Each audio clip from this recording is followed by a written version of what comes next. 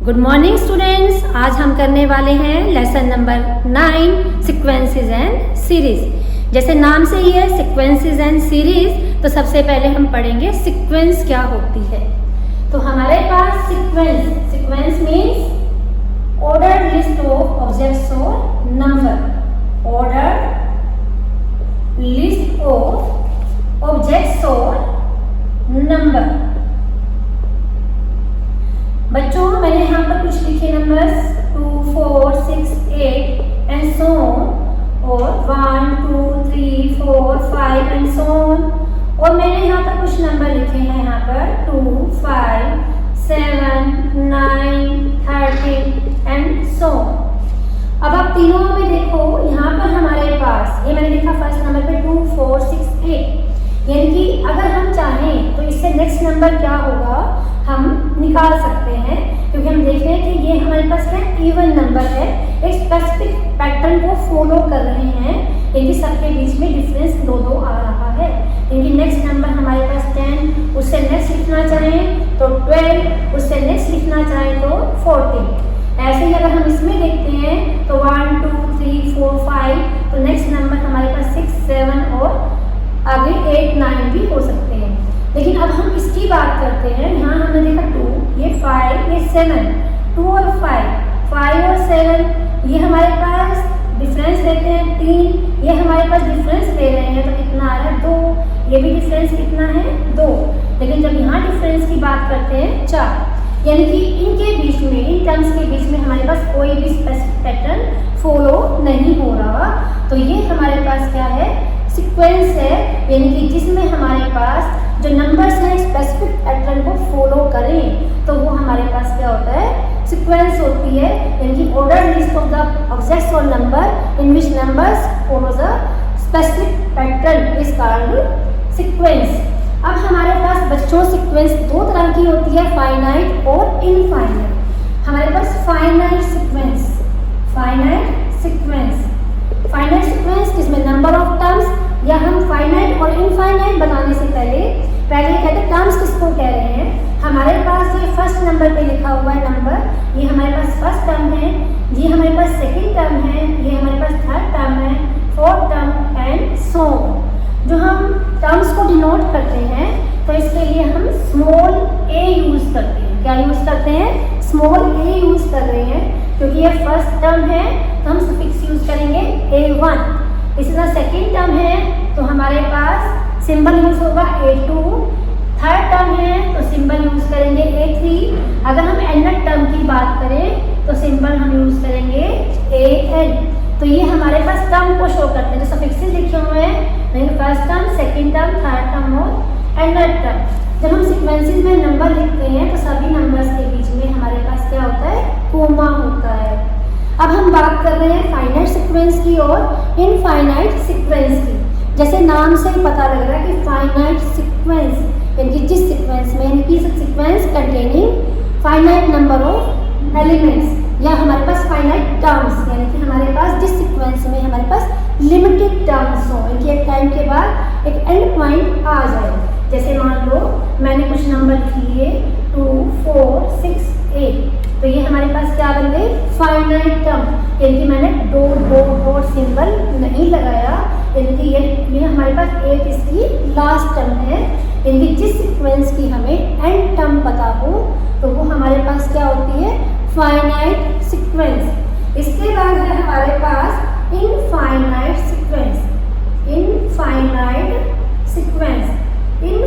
Sequence किसे कहते हैं, जैसे नाम से लग रहा है, जिस सीक्वेंस में इनफाइनाइट नंबर ऑफ टर्म्स हो, यानी जिसका हमें एंड पॉइंट पता ना हो।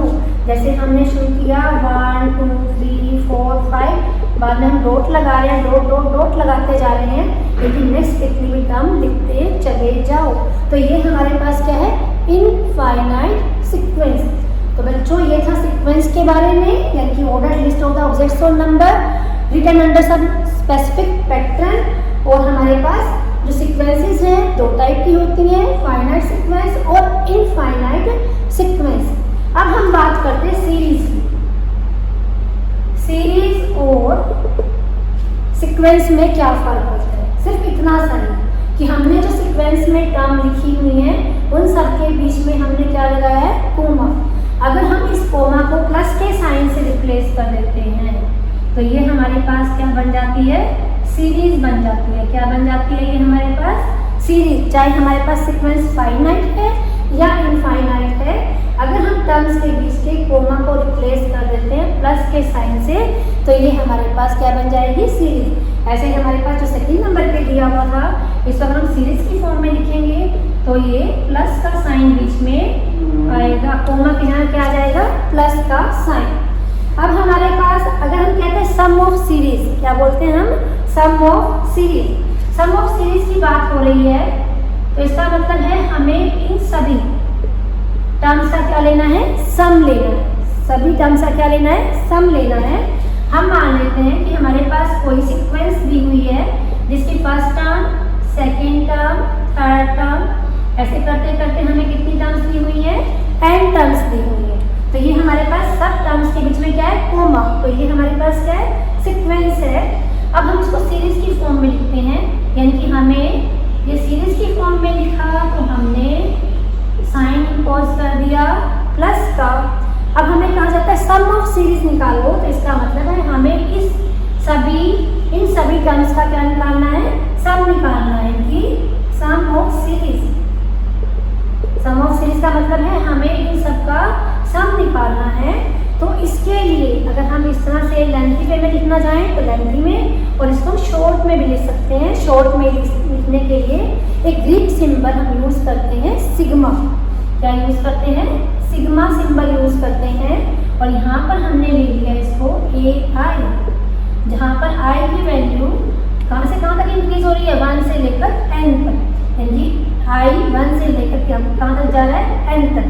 तो यहाँ हम इसको ओपन करके लिख सकते हैं कि A1 plus A2 plus A3 up two plus AN। या हम इसको शॉर्ट में लिखना चाहें तो हमने सिग्मा नोटेशन यूज़ की है, I = 1 to I = n, यानी हमारे पास हमने इसकी n टर्म्स का सम करना है। I की वैल्यू कहाँ से कहाँ तक चलेंगी, 1 से लेकर n तक। तो ये बच्चों हमारे पास था इंट्रोडक्शन सीक्वेंसेस एंड सीरीज की। अब हम ले रहे हैं एक्सरसाइज के कुछ क्वेश्चन।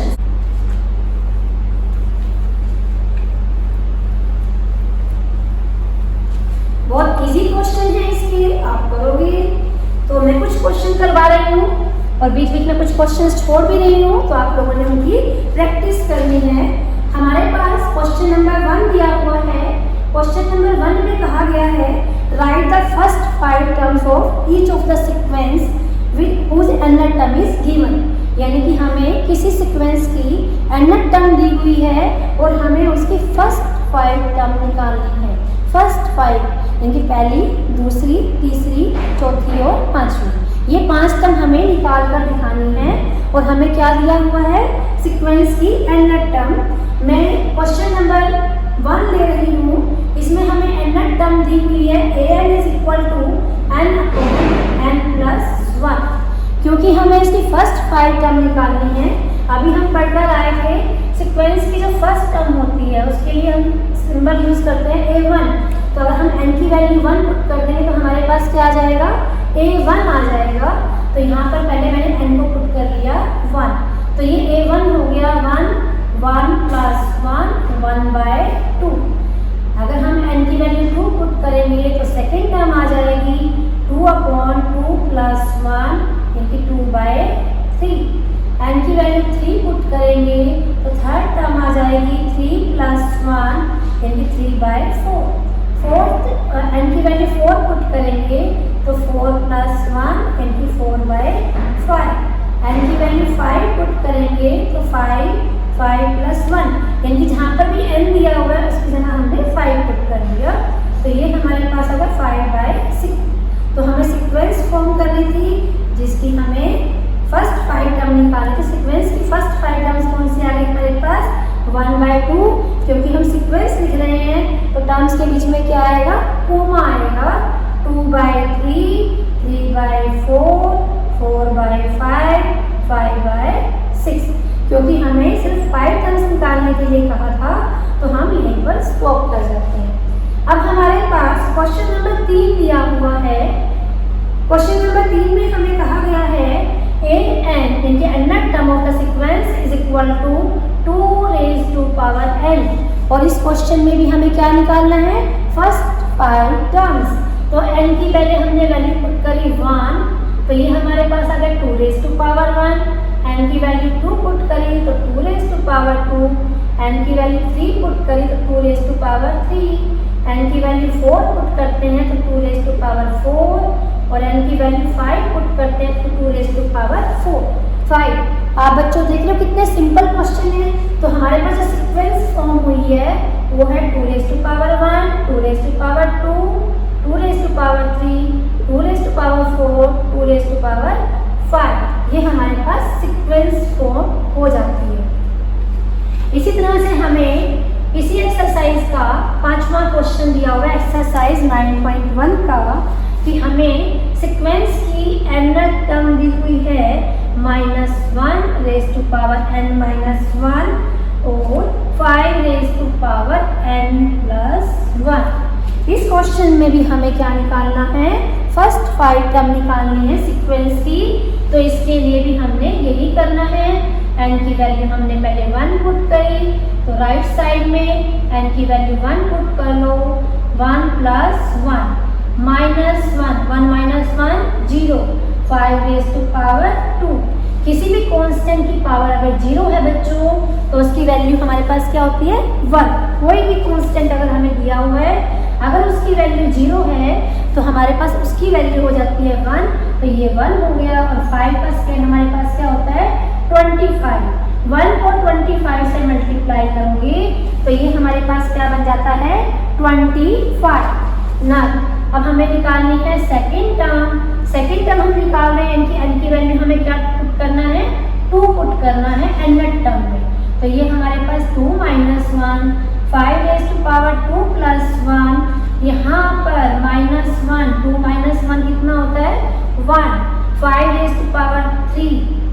अब हमारे पास -1 की पावर सिर्फ 1 ही दिया हुआ है, यानी ओड पावर है। तो हमारे पास सिंबल क्या रहा, -1 ही रहा। और ये 5 को 3 बार मल्टीप्लाई करोगे तो कितना आ जाएगा, 125। यानी कि सेकेंड टर्म किसके इक्वल आती है, -125 के इक्वल। अब हम बात करते हैं थर्ड टर्म की। थर्ड टर्म हमने ली -1। अब हम इसमें n की वैल्यू पुट करेंगे 3, 5, 3 + 1। अब -1, 3 - 1 2 और 5 रेज़ टू पावर 4। अब बच्चों -1 की पावर 2 है, इसका मतलब है -1 को -1 से मल्टीप्लाई करना है, क्योंकि -1 की पावर 2 है तो इसका मतलब हमें क्या करना है, -1 को -1 से मल्टीप्लाई करना है। जब माइनस वाले नंबर को माइनस से मल्टीप्लाई करते हैं तो क्या हो जाता है, प्लस। और ये हमारे पास क्या है, प्लस का 1, यानी कि ये 1 है। और 5 को 4 टाइम मल्टीप्लाई करोगे, 5 रेज़ टू पावर 4 मतलब 5 को 4 टाइम मल्टीप्लाई करना है, तो ये हमारे पास कितना जाता है, 625। तो हमारे पास जिसकी थर्ड टर्म है वो किसके इक्वल हो जाती है, 625 के इक्वल हो जाती है। अब हम निकालते हैं इसकी फोर्थ टर्म। फोर्थ टर्म के लिए हम क्या करेंगे, nth टर्म में n की वैल्यू 4 पुट करेंगे, तो ये हमारे पास -1, 4 रेज़ टू पावर -1 और 5 रेज़ टू पावर 4 + 1।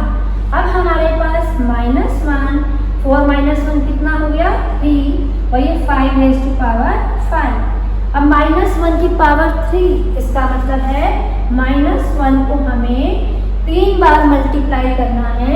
तो -1 को -1 से मल्टीप्लाई किया तो क्या आता है, 1, और 1 को -1 से करेंगे तो क्या आ जाएगा, -1, यानी कि ये सिंबल हमारे पास -1 है। और 5 को 5 टाइम मल्टीप्लाई करोगे तो कितना बन जाएगा, 3125, यानी कि 3125। 3125 को -1 से किया तो -3125।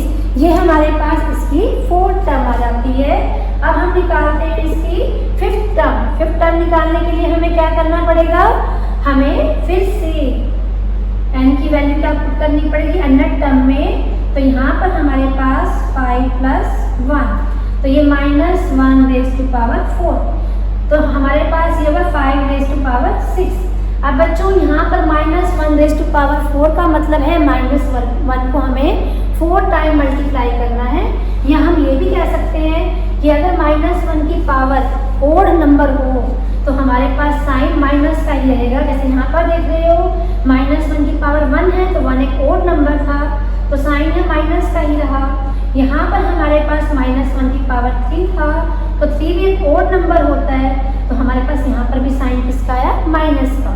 लेकिन जब हमारे पास -1 की पावर एक इवन नंबर था तो हमारे पास साइन किसका हो जाता है, प्लस का। तो हमारे पास यहाँ पर भी साइन किसका आ जाएगा, प्लस का आ जाएगा। और इसको हम अगर कितनी बार मल्टीप्लाई करेंगे, 6 टाइम मल्टीप्लाई करेंगे तो ये हमारे पास हो जाएगा 15,625। तो ये हमारे पास सीक्वेंस बन जाती है। तो हमने सीक्वेंस फॉर्म करी तो सीक्वेंस की फर्स्ट टर्म हमारे पास कितनी आई है, 25। सेकेंड टर्म हमारे पास -125, थर्ड टर्म हमारे पास 625, फोर्थ टर्म हमारे पास -3125 और फिफ्थ टर्म हमारे पास 15,625। तो बच्चों क्वेश्चन नंबर 1 से लेकर 6 में हमें कहा गया था कि सीक्वेंस की अंडर टर्म दी हुई है और हमें फर्स्ट 5 टर्म निकालनी है। इसमें से मैं आपको क्वेश्चन नंबर 1 करवा चुकी हूँ, क्वेश्चन नंबर 3 भी करवाया है, क्वेश्चन नंबर 5 भी करवाया है। तो मैंने प्रैक्टिस के लिए क्वेश्चन नंबर 2 और क्वेश्चन नंबर 4 और 6 को छोड़ दिया है। तो इन क्वेश्चंस को आप खुद ही करेंगे। अब हम बात करते हैं क्वेश्चन नंबर 7 की। क्वेश्चन नंबर 7 में हमें क्या दिया हुआ है, क्वेश्चन नंबर 7 में या 7, 8, 9 तक इन तीनों क्वेश्चन में हमें क्या निकालना है, find the integrated term in each of the sequence. इनकी सीक्वेंस में सीक्वेंस की हमें अनदर टर्म दी हुई है और जो टर्म इंडिकेट की गई है वही टर्म हमें निकालनी है। तो मैं यहाँ से ले रही हूँ क्वेश्चन नंबर 8। इसमें हमें क्या दिया हुआ है, क्वेश्चन नंबर 8 में सीक्वेंस की अनदर टर्म ही दी हुई है। ये हमें दी हुई है n² 2n और हमें फाइंड आउट करनी है 7th टर्म। बिल्कुल सेम मिलता जुलता क्वेश्चन है।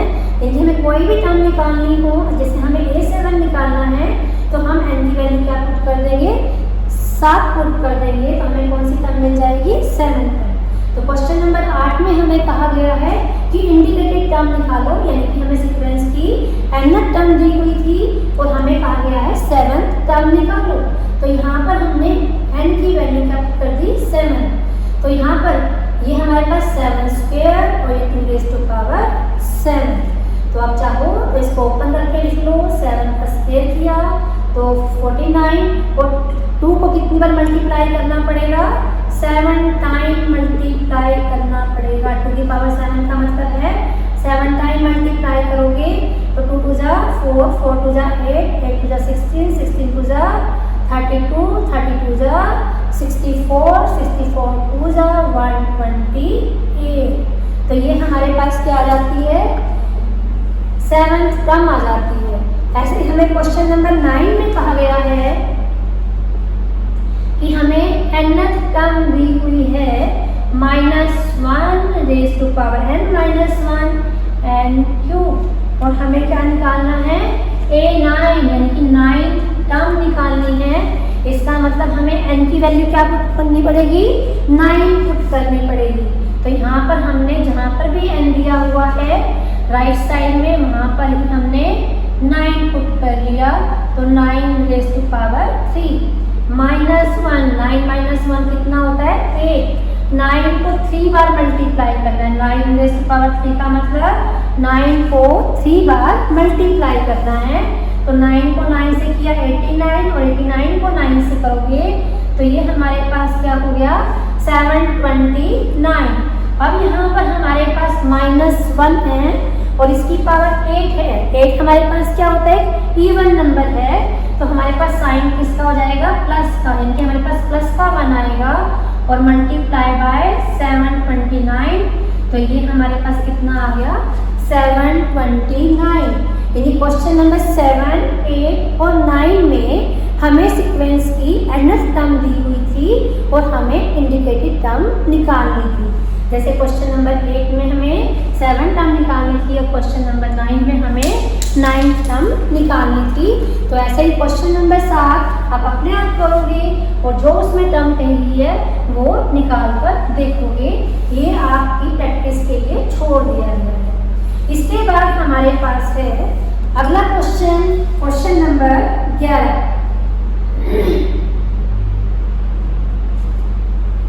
क्वेश्चन नंबर 11 में हमें दिया हुआ है write the first 5 term of each of the sequence and obtain the corresponding series. यानी कि हमें फर्स्ट 5 टर्म ही फाइंड आउट करनी है और हमें कोरस्पॉन्डिंग सीरीज भी बतानी है कि क्या होगी।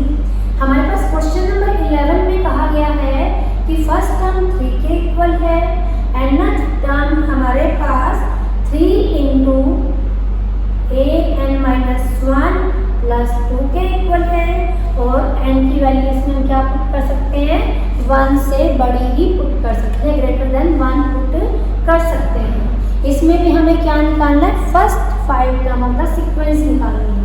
तो फर्स्ट टर्म हमें दी हुई है, अब हम nth टर्म का यूज करते हैं बाकी और टर्म्स निकालने में।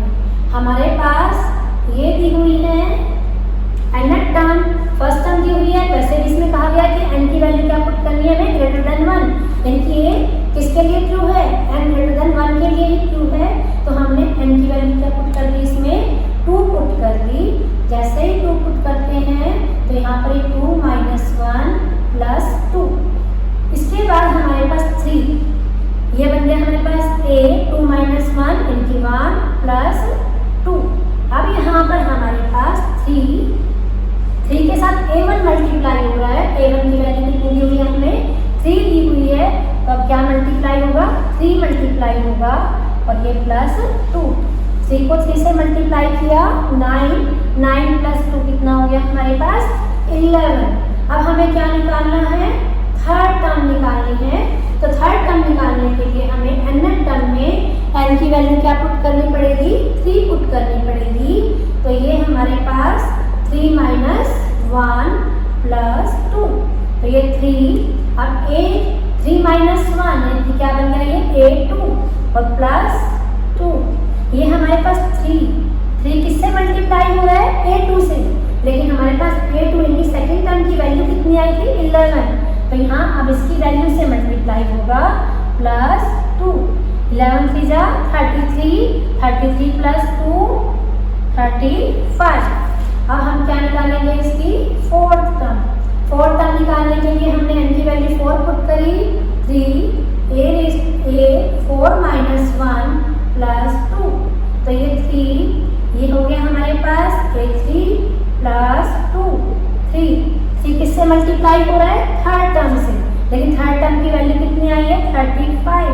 तो हम अब इसको 35 से मल्टीप्लाई करेंगे प्लस 2। 35 को 3 से मल्टीप्लाई किया तो 105 आया। 105 में 2 ऐड कर देते हैं तो क्या आ गया हमारे पास 107। अब हमें निकालनी है फिफ्थ टर्म।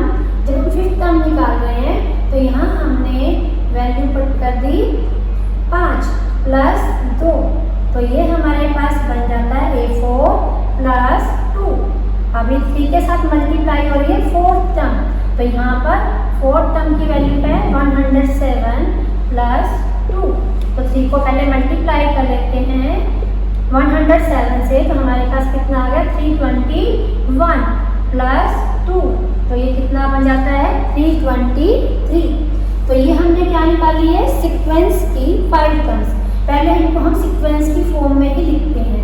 तो सीक्वेंस हमारे पास क्या बन जाती है, फर्स्ट टर्म हमें 3 दी हुई है, सेकेंड टर्म हमारे पास 11 आई है, थर्ड टर्म हमारे पास 35 आई है, फोर्थ टर्म हमारे पास 107 आई है और फिफ्थ टर्म हमारे पास 323 आई है। लेकिन हमें इसकी कॉरेस्पॉन्डिंग सीरीज भी लिखनी है, तो सीरीज हमारे पास किसके इक्वल हो जाएगी। तो सीक्वेंस और सीरीज में क्या फर्क होता है, सिर्फ कोमा चेंज करके हमें क्या लगाना है, प्लस का साइन इम्पोज करना है। तो ये हमारे पास क्या बन जाती है और सीक्वेंस की कॉरेस्पॉन्डिंग सीरीज। तो ये क्वेश्चन नंबर 11 था बच्चों। अब हम कर रहे हैं क्वेश्चन नंबर 13। क्वेश्चन नंबर 12 भी ऐसा ही रहा होगा, तो प्रैक्टिस के लिए खुद ही करना। अब हम कर रहे हैं क्वेश्चन नंबर 13।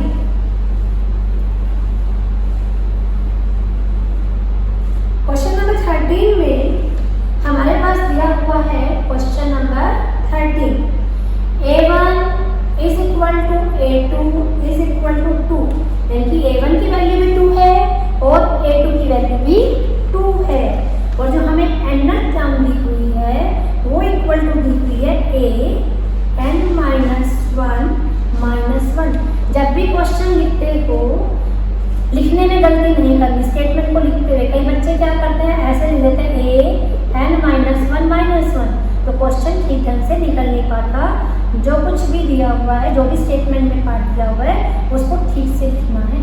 तो यहाँ पर हमारे पास ये दिया हुआ है और n की वैल्यू क्या है हमारे पास, ग्रेटर देन 2, यानी कि हम इस nth टर्म में n की वैल्यू 2 से बड़ी ही पुट कर सकते हैं। हमें फर्स्ट और सेकंड टर्म 2 के इक्वल दी हुई है। अब भी इस क्वेश्चन में भी हमें क्या करना है, फर्स्ट 5 टर्म्स ही फाइंड आउट करनी है। तो फर्स्ट 2 टर्म दी हुई है, यानी कि हम डायरेक्ट क्या पुट करेंगे, n की वैल्यू 3 पुट कर देते हैं। तो 3 पुट करने पर हमारे पास 3 - 1 -1, तो 3 - 1 यानी कि सेकंड टर्म आ गई -1। सेकंड टर्म हमें किसके इक्वल दी हुई है, 2 के इक्वल, तो 2 - 1 किसके इक्वल आ गया, 1 के इक्वल। अब हम निकालने जा रहे हैं फोर्थ टर्म। फोर्थ टर्म में यानी कि हमें n की वैल्यू 4 पुट करनी पड़ेगी, तो ये हो गया हमारे पास A3 -1। थर्ड टर्म हमारे पास किसके इक्वल आई है, 1, तो 1 - 1 कितना आ गया, 0। अब हमें क्या निकालना है, फिफ्थ टर्म निकालनी है। तो फिफ्थ टर्म निकालने के लिए अब हम nth टर्म में n की वैल्यू क्या पुट करेंगे, 5 पुट करेंगे, यानी कि 5 - 1 तो ये हमारे पास जाता है A4 -1, यानी कि फोर्थ टर्म। तो फोर्थ टर्म की वैल्यू हमारे पास क्या है, 0 -1, तो ये क्या आ गया हमारे पास, -1। तो हम पांचों टर्म निकाल चुके हैं। तो सीक्वेंस हमारे पास क्या बन जाती है, हमारे पास फर्स्ट टर्म भी 2 है, सेकेंड टर्म भी 2 है, थर्ड टर्म हमारे पास 1, फोर्थ टर्म 0 और नेक्स्ट टर्म -1। अब हमें क्या लिखना है, कोरस्पॉन्डिंग सीरीज। तो क्या हो गया हमारे पास, कोमा हटकर क्या लग गया, यानी कि हम ऐसे लिखते हैं प्लस और प्लस के बाद -1, तो प्लस और माइनस मिलकर क्या बन जाएंगे, -1 ही बन जाएंगे। अब हम करने जा रहे हैं क्वेश्चन नंबर 14। क्वेश्चन नंबर 14 में हमें कहा गया है, the Fibonacci sequence is defined by 1 is equal to A1 is equal to A2 and another term is equal to an -1 plus an -2 where n greater than 2. Find out an plus 1, an 4, n is equal to 1, 2, 3, 4, 5. हमें कहा गया है इसमें Fibonacci sequence. तो हम Fibonacci के बारे में भी पढ़ेंगे कि फिबोनाची सीक्वेंस कैसी होती है। पहले हम इस क्वेश्चन को सिंपल सीक्वेंस मानकर करते हैं कि कोई सिंपल सीक्वेंस दी हुई है जिसमें फर्स्ट टर्म भी 1 के इक्वल है, सेकंड टर्म भी 1 के इक्वल है और जिसकी nth टर्म हमें दी हुई है, और हमें फाइंड आउट करना है an + 1 divide by an for n is equal to 1, 2, 3, 4, 5। तो पहले हम क्या करते हैं, यहीं पर n की वैल्यू ग्रेटर देन 2 पुट करते हैं। यहाँ पर देखो, जब हम n की वैल्यू 1 पुट करेंगे तो 2 हो जाएगा, 2 पुट करेंगे तो 3 हो जाएगा, 3 पुट करेंगे तो 4, 4 पुट करेंगे तो 5, 5 पुट करेंगे तो 6, यानी कि हमें n की वैल्यू 6 तक की वैल्यू चाहिए। तो पहले हम यहीं पर वैल्यू पुट कर लेते हैं। पहले हमने इसमें n की वैल्यू 3 पुट कर दी, 3 पुट करते हैं तो ये 3 - 1, 3 - 2, तो ये हमारे पास आ गया A2 प्लस A1। A2 भी 1 के बराबर दिया हुआ है हमें और A1 भी 1 के बराबर दिया हुआ है, यानी थर्ड टर्म किसके इक्वल आ गई, 2 के इक्वल। अब हम फोर्थ टर्म निकाल लेते हैं। जब हम फोर्थ n की वैल्यू 4 पुट करते हैं तो ये हमारे पास 4 - 1, 4 - 2, यानी कि third term plus second term. Third term किसके इक्वल आई थी, 2 के इक्वल, और सेकेंड टर्म किसके इक्वल दी हुई है, 1 के इक्वल। तो हमारे पास फोर्थ टर्म किसके इक्वल आ गई, 3 के इक्वल। अब हम निकाल लेते हैं फिफ्थ टर्म निकालते हैं तो हम n की वैल्यू क्या पुट करेंगे, 5 पुट करेंगे। यहाँ पर हमने n की वैल्यू 5 पुट करी तो ये फोर्थ टर्म और ये हमारे पास थर्ड टर्म। फोर्थ टर्म की वैल्यू हमारे पास कितनी है 3 और थर्ड टर्म की वैल्यू हमारे पास है 2, तो हमारे पास फिफ्थ टर्म की वैल्यू आ गई 5 के इक्वल। अब हम सिक्स टर्म की वैल्यू भी निकाल लेते हैं, क्योंकि जब हम इसमें n की वैल्यू 5 पुट करेंगे तो ये a6 हो जाएगा, यानी हमें सिक्स टर्म तक की वैल्यू की जरूरत पड़ेगी।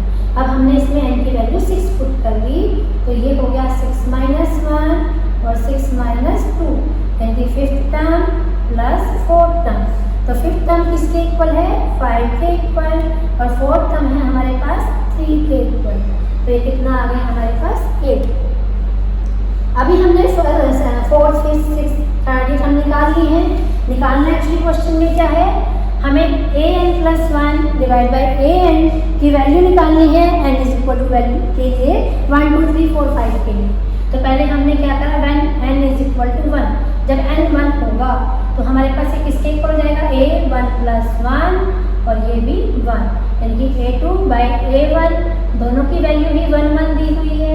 और जब हमारे पास n की वैल्यू 2 होगी तो ये बन जाएगा हमारे पास a2 + 1 डिवाइड बाई 2, यानी कि a3 बाई a2।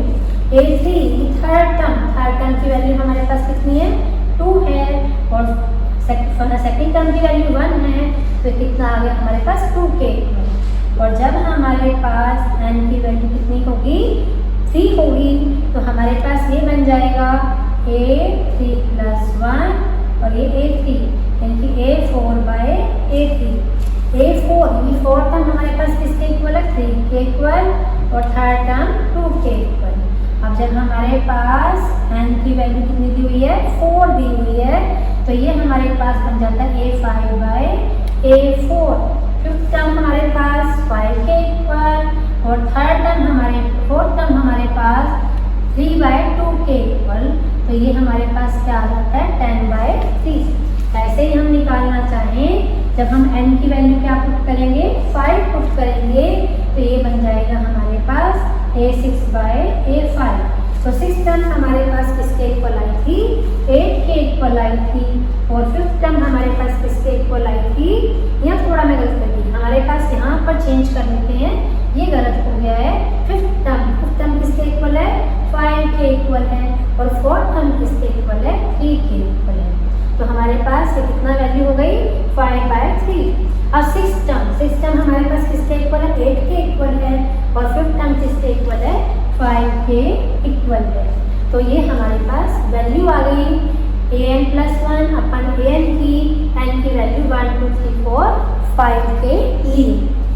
अब हमारे पास क्वेश्चन है कि फिबोनाची सीक्वेंसेस कौन सी होती है।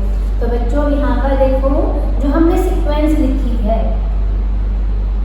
इस सीक्वेंस में हमारे पास फर्स्ट टर्म 1 दी हुई है, सेकंड टर्म भी 1 दी हुई है, थर्ड टर्म हमारे पास 2 है, फोर्थ टर्म 3 है, फिफ्थ टर्म 5 है और सिक्स टर्म हमारे पास 8 के इक्वल है। ठीक है, अब आप यहाँ पर देखो हमारे पास थर्ड टर्म की बात करते हैं। थर्ड टर्म हमें कैसे मिली, फर्स्ट और सेकंड को ऐड करने पर, यानी इससे पहले वाली दो टर्म को ऐड करने पर 1 + 1 2।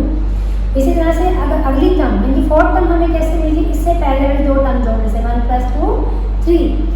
अगर हमारे पास फिफ्थ टर्म की बात करें तो ये हमें फोर्थ और थर्ड जोड़ने पर मिली है, यानी इससे पहले वाली दो टर्म्स को जोड़ने पर। अगर हम सिक्स टर्म की बात करें तो ये हमें फोर्थ और फिफ्थ टर्म को जोड़ने पर मिली है। तो ये जो ऐसी सीक्वेंस जिसकी टर्म्स हमें कैसे मिलती है, उससे पहले दो टर्म्स को ऐड करने पर हमें नेक्स्ट टर्म मिलती है, यानी थर्ड टर्म हमें मिल रही है फर्स्ट और सेकंड को जोड़ने पर, फोर्थ मिल रही है सेकंड और थर्ड को जोड़ने पर, फिफ्थ मिल रही है थर्ड और फोर्थ को जोड़ने पर, सिक्स्थ मिल रही है फोर्थ और फिफ्थ को जोड़ने पर। यानी कि अगर हम नेक्स्ट टर्म चाहें तो हमारे पास क्या होगी, इन दोनों को जोड़ देंगे, कितनी मिल जाएगी हमारे पास 13। इससे नेक्स्ट टर्म हम चाहते हैं कि क्या होगी, तो हम इन दोनों टर्म को ऐड कर लेंगे तो कितनी बन जाएगी 21। और इसी तरह से हम और टर्म्स भी निकाल सकते हैं। तो ऐसी सीक्वेंस को हम क्या कहते हैं, फिबोनाची सीक्वेंसेस।